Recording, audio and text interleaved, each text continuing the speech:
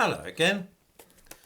I spoke yesterday about this book, Don't Touch My Hair by Emma Dabari, a black woman who is at the African department of the School of Oriental and African Studies in London.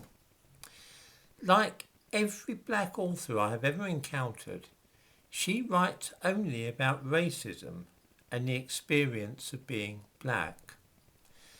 I find this odd because other ethnic minorities in Britain and America do not seem to be limited in this way by their racial origins.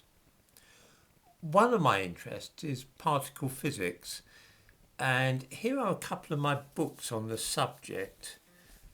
This is a book about quantum electrodynamics by Richard Feynman, and this one is about the frontiers of physics, the possibility of time travel and so on, by Mikio Kaku, who holds the chair of physics at the City University of New York. Both these men came from ethnic minorities which have had some shocking experiences of racial prejudice. Feynman, for instance, applied to study physics at Columbia and was refused a place because he was a Jew. They ran a quota system and they already had enough Jews, so Feynman was turned down, had to go to Princeton instead. Mikio Kaku's family are Japanese Americans who experienced the appalling treatment during the Second World War, the detention in camps and so on, that Roosevelt instituted.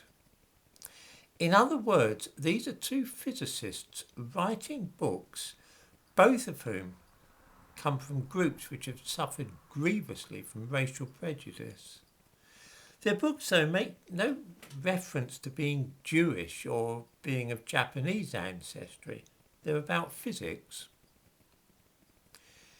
You will never find a book on physics written by a black person without mention of racial prejudice. Every non-fiction book, and almost every novel too, as a matter of fact, written by a black person, centres around race and ethnicity. Jews do not suffer from this constant need to dwell on racism against them, although they have just as much right as black people to make a fuss about this. Nor do Chinese or Japanese people or Indians have this obsessive need to keep harping on about their skin colour or ethnicity. Here's a question. Can viewers imagine a black person doing a PhD on some subject wholly unconnected with their race? Quantum gravity, say, or enzyme reactions? What about a book about Jane Austen's work, which does not mention racism, or a study of the chemical industry? Maybe a history of the jet engine, or perhaps something to do with astronomy.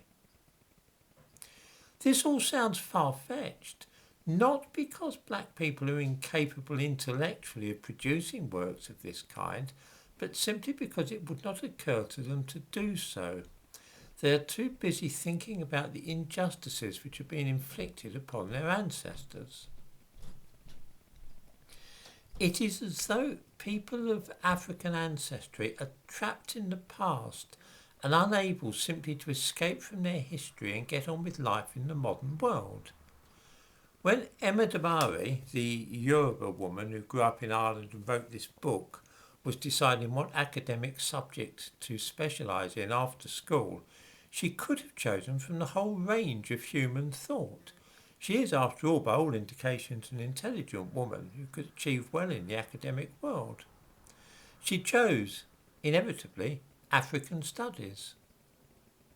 David Olusoga is another example, a popular historian on the BBC. He too could have chosen many different subjects to pursue academically, but he couldn't help but choose to specialise in being black and the history of racial prejudice against black people. I do not for a moment believe that there is any systemic racism which prevents black people from getting on in the fields of physics and chemistry or economics, medicine or anything else. There are two things at work here, one of which I shall look at later today. For now, though, I'm convinced that many, perhaps for all I know to the contrary most, black people are unable to break free from their ethnic roots, not because they're living in a racist society, but rather because they themselves are obsessed with their own ethnicity, and being black seems to them to be the most important thing in their lives. As I say, it doesn't seem to be that way with Jews, although they have certainly suffered at least as much as black people from racism. Certainly there are Jews who write about the experience of being Jewish, but most of them do not. They write books about all kinds of things like physics and medicine without once mentioning their ethnicity, something which would be inconceivable for an African or Caribbean.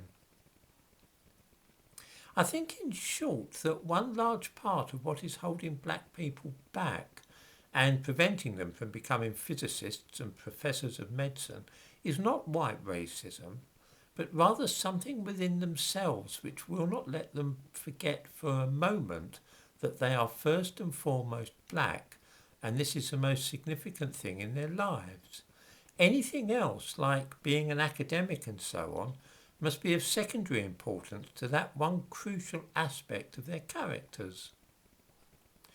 With such a monumental degree of navel-gazing as this, it can hardly come as a surprise that black people, even if they have the intellectual ability, are handicapped psychically in getting on in the wider world.